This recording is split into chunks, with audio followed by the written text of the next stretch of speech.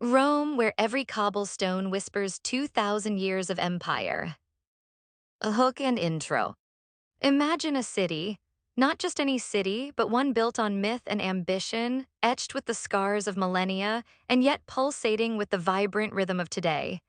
A city where every cobblestone beneath your feet has witnessed triumphs and tragedies that shaped the course of human civilization.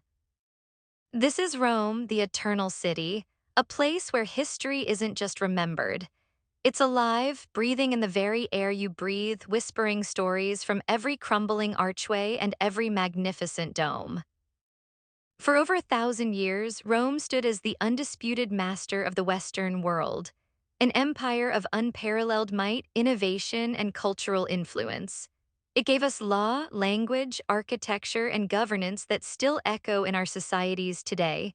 But how did a small settlement on the Tiber River rise to such dizzying heights? What were the secrets behind its enduring power, and what happened when that power finally began to wane? Today, Rome is a vibrant, bustling metropolis, a place where Vespas zip past ancient ruins, and the aroma of freshly brewed espresso mingles with the scent of pine from Roman gardens. But look closer, listen carefully, and you'll find that the past isn't buried here. It's integrated, a living part of the city's fabric, a constant conversation between what was and what is. We are about to embark on a journey not just through space but through time. From the mythical origins of Romulus and Remus to the brutal grandeur of the Colosseum, the architectural genius of the Pantheon, and the sprawling heart of the Roman Forum. We will walk in the footsteps of emperors, gladiators, and ordinary citizens, exploring the sites where the fate of an empire was decided. And as we do, we will uncover the profound lessons Rome still holds for us. What if the structures that stand today could tell you their full story, not just of glory, but of the scars left behind? This isn't just a history lesson, it's an invitation to experience Rome not as a collection of dusty ruins, but as a living, breathing testament to human ambition, resilience, and the relentless march of time. Prepare to see the eternal city in a whole new light. Historical context and setup. Our story begins not with an empire, but with a legend. According to tradition, Rome was founded in 753 before Christ by twin brothers, Romulus and Remus, sons of the war god Mars. Raised by a she-wolf, these brothers laid the groundwork for a city that would one day conquer the world. A city whose very birth was steeped in myth, ambition, and a touch of violence. From these humble, even brutal beginnings on the Palatine Hill, Rome slowly transformed from a small collection of villages into a monarchy, then, crucially, into a republic in 509 before Christ. This was a radical shift, rejecting kings for a system of elected officials, a senate, and assemblies, laying the intellectual and political foundations for what would become an unprecedented civilization. The Roman Republic was not a peaceful utopia. It was forged in constant struggle, wars with neighboring tribes, internal strife between the aristocratic patricians and the common plebeians, and a relentless drive for expansion defined its early centuries. But it was this constant pressure that hardened the Roman character, fostered innovative military tactics, and refined its legal and political systems. The iconic Roman Forum, which today lies in magnificent ruin, was once the pulsating heart of this burgeoning republic. It was here that laws were debated, triumphs celebrated, and the fate of an expanding world was decided. But the republic, for all its innovations, was not built to govern an empire. Its institutions, designed for a city-state, strained under the weight of vast conquests. The Punic Wars against Carthage, a titanic struggle for dominance of the Mediterranean in the 3rd and 2nd centuries before Christ, saw Rome emerge victorious but at immense internal cost. Generals like Marius and Sulla, then Pompey and Julius Caesar, rose to unprecedented power, their legions loyal to them, not the state. The 1st century before Christ was a century of civil war, a brutal struggle for power that tore the Republic apart. Julius Caesar, a brilliant general and politician, famously crossed the Rubicon, plunging Rome into civil conflict and ultimately seizing control. His assassination on the Ides of March in 44 before Christ, a dramatic act by senators who feared his ambition, only plunged Rome deeper into chaos. This era of bloodshed culminated with the rise of Octavian, Caesar's adopted son, who, through cunning and military might, ultimately defeated his rivals. In 27 before Christ, he consolidated power, taking the title Augustus and subtly transforming the republic into an empire. This was not a violent overthrow, but a gradual, masterful concentration of power, maintaining the facade of republican institutions while becoming Rome's first emperor. This transition ushered in the Pax Romana, a period of unprecedented peace, prosperity, and territorial expansion that would last for 2 centuries. It was during this golden age that Rome reached its physical and cultural zenith. The city became a marvel of engineering and architecture, a testament to its imperial might. The buildings we marvel at today, the ruins that stir our imagination, were largely products of this era. Roman roads stretched like veins across 3 continents, aqueducts brought fresh water to millions, and the city itself became a glittering jewel, the undisputed capital of the known world. This was the stage upon which the greatest drama of the ancient world would unfold, a drama of human ambition, ingenuity, and ultimately fragility. The story unfolds. Under emperors like Augustus, Trajan, and Hadrian, Rome truly flourished. The city became a living testament to its power, wealth, and sophisticated engineering. The Colosseum, originally known as the Flavian Amphitheater, stands as the ultimate symbol of this imperial grandeur, but also its brutal entertainment. Started by Emperor Vespasian and completed by his son Titus in 80 Anno Domini, it was a marvel of Roman concrete and architectural design, seating up to 50,000 screaming spectators. Imagine yourself there nearly 2,000 years ago. The roar of the crowd is deafening, a visceral wave of human sound. Below in the arena, gladiators, prisoners, or even wild animals fought to the death, spectacles designed to entertain and control the masses. The air hangs heavy with the scent of blood, dust, and incense. This was Roman entertainment, raw, visceral, and unforgettable. Beneath the arena floor, a complex labyrinth known as the Hypogeum housed elaborate machinery, cages for animals, and holding cells for gladiators, all lifted to the surface through a sophisticated system of ramps and pulleys. But Rome was more than just brute force and spectacle. It was also a cradle of incredible innovation. The Pantheon, for instance, a temple dedicated to all gods, stands today as a testament to Roman architectural genius, particularly their mastery of concrete and the creation of the world's largest unsupported concrete dome for centuries. Built by Emperor Hadrian around 126 Anno Domini, its oculus, a circular opening at the dome's apex, allows natural light to flood the interior, creating a heavenly, ethereal atmosphere. Standing inside, you feel a profound sense of awe, not just at its scale, but at its enduring elegance. It's a building that seamlessly blends engineering with spirituality, a true masterpiece that still inspires architects today. The Roman Forum, once the beating heart of public life, evolved from a simple marketplace into an awe-inspiring complex of temples, basilicas, and government buildings. Here, the Senate debated, merchants traded, and citizens gathered. The Arch of Titus still stands, a triumphal arch commemorating the Roman victory in Judea, its reliefs depicting the spoils of Jerusalem. As you walk through these ruins today, it's easy to imagine the bustling crowds, the echoing speeches, the grandeur of imperial processions. It was a place of immense power and daily life, a microcosm of the Roman world. However, even at its zenith, the seeds of decline were being sown. The vastness of the empire, while a source of strength, also became its greatest vulnerability. Defending thousands of miles of frontier, managing diverse populations, and maintaining an ever-growing bureaucracy placed immense strain on Rome's resources.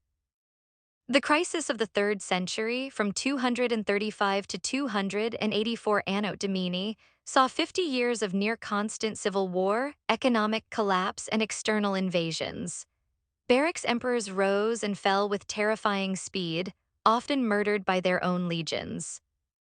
Rome was teetering on the brink, but then came Diocletian, an emperor who introduced radical reforms, dividing the empire into east and west to make it more manageable. Then Constantine the Great, who in 330 Anno Domini made an even more monumental decision. He moved the imperial capital from Rome to a new city, Byzantium, which he renamed Constantinople. This strategic move shifted the center of imperial power eastward to a wealthier and more defensible region, but it also signaled the beginning of Rome's decline as the singular heart of the empire. The rise of Christianity also dramatically reshaped the Roman world. From a persecuted sect, it became the state religion under Constantine's successors. The ancient pagan temples, once central to Roman identity, were slowly repurposed or left to decay. The Pantheon itself, a monument to pagan gods, was eventually consecrated as a Christian church, Saint Mary and the Martyrs, a striking example of Rome's enduring adaptability and spiritual transformation.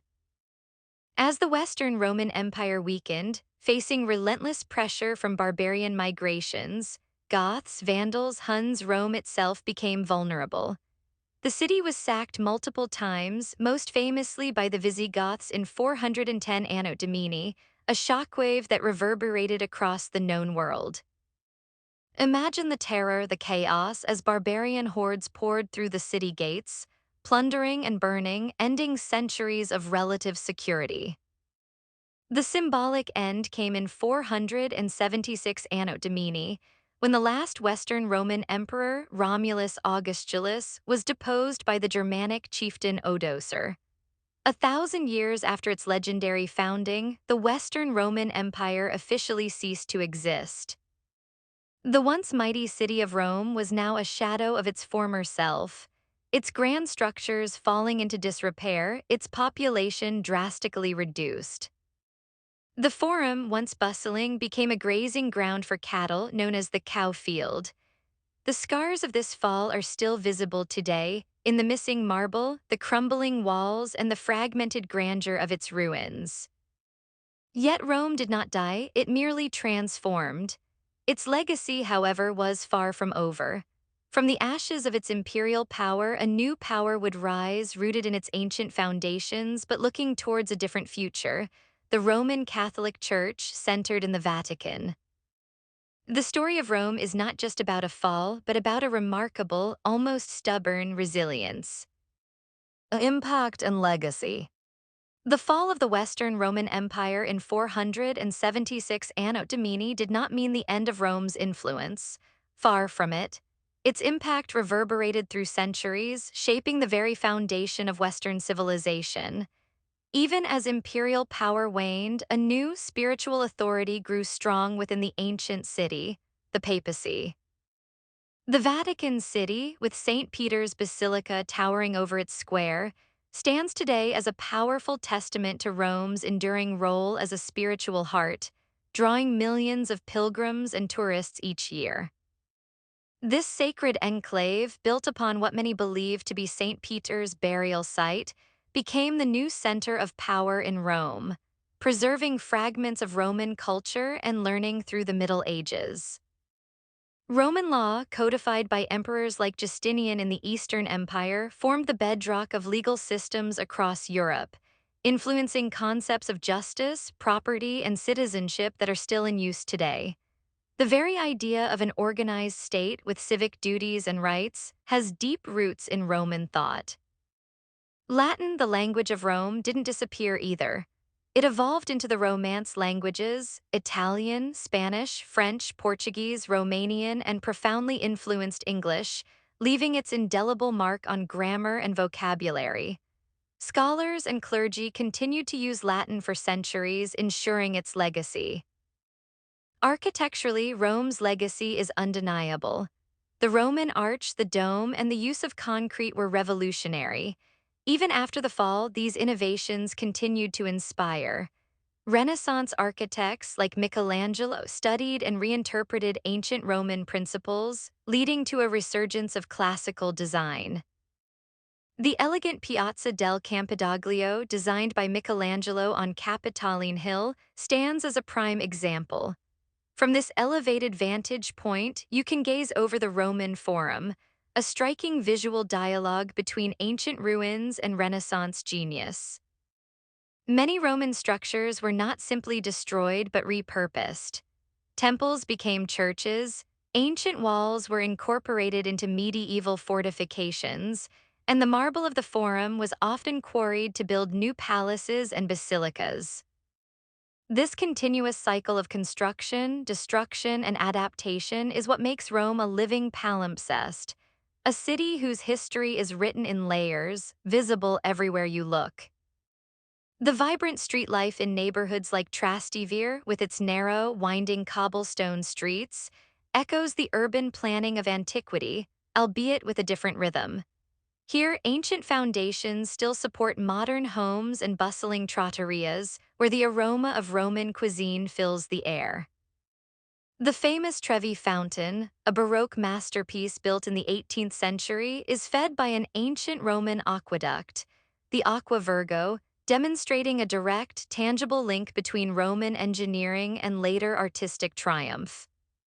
It's a place where history isn't just present, it's actively flowing, carrying wishes and dreams of millions who toss coins into its waters, hoping for a return to the eternal city. From the grand imperial structures to the subtle cultural influences, Rome's legacy is pervasive. It teaches us that even when empires crumble, their spirit, their innovations, and their stories continue to shape the world long after the last emperor has fallen. Reflections and lessons. Rome, the eternal city, offers profound lessons beyond its monumental grandeur and the dramatic tales of its emperors. It teaches us about the ebb and flow of power, the fragility of even the mightiest empires, and the incredible resilience of human civilization. The rise and fall of Rome is a mirror reflecting our own ambitions, our capacity for both innovation and destruction. Standing in the Colosseum, you're reminded of the brutal entertainment that once captivated an empire, a stark contrast to the modern reverence for human life and dignity. The Pantheon, however, inspires a different reflection, the power of human ingenuity to create something truly timeless, a structure that has endured 2,000 years almost untouched by time. What Rome shows us unequivocally is that no empire is truly eternal, but that legacy can be. Its contributions to law, governance, language, and architecture continue to shape our world, a testament to the enduring power of ideas and innovation. It also reveals the delicate balance required to maintain a vast civilization, the need for effective administration, economic stability, social cohesion, and strong leadership. When these faltered, even Rome, the greatest of empires, faced immense challenges. For the modern traveler, Rome offers more than just sights. It offers an immersion into these layers of history. To truly appreciate it, you need to allow yourself to get lost in its alleyways, to savor its cuisine, and to connect with the ghosts of its past. The best time to visit Rome is during the spring or fall, when the weather is pleasant and the crowds are slightly thinner than the peak summer months. Don't rush. Give yourself at least 3 to 4 days to truly explore the major sites like the Colosseum, Forum, and Pantheon, and leave time to wander through neighborhoods like Trastevere for a taste of authentic Roman life. Seek out hidden gems, perhaps the Baths of Caracalla for a sense of imperial scale without the biggest crowds, or the Appian Way for a historical walk outside the city center. Pre-book tickets for major attractions to save precious time. And most importantly, come prepared to walk, to observe, and to imagine. Outro. From its mythical beginnings on the Palatine Hill, through centuries of republican struggle and imperial dominance, to its eventual transformation into a spiritual capital and a vibrant modern metropolis, Rome stands as an unparalleled testament to human history. It is a city of scars and glory, where the echoes of emperors and gladiators mingle with the laughter of children and the aroma of freshly baked pizza. We have walked through the heart of an empire, marveled at its engineering prowess, witnessed its triumphs and its tragic decline. We've seen how its past isn't just preserved, but is woven into the very fabric of its present. Rome is not just a destination, it's a journey through time, a living museum that constantly reminds us of where we come from and how far we've come. So, are you ready to embark on your own Roman adventure? To stand where legends were made, to feel the weight of 2,000 years of history beneath your feet, and to discover the enduring magic of the eternal city? What part of Rome's incredible story captured your imagination the most? Let us know in the comments below. And if you found this journey through time inspiring, please hit that like button, share this video with a friend, and subscribe for more epic historical explorations and travel guides. Until next time, keep exploring, keep learning, and keep dreaming of the eternal city. Ciao. A total word count 4,050 words.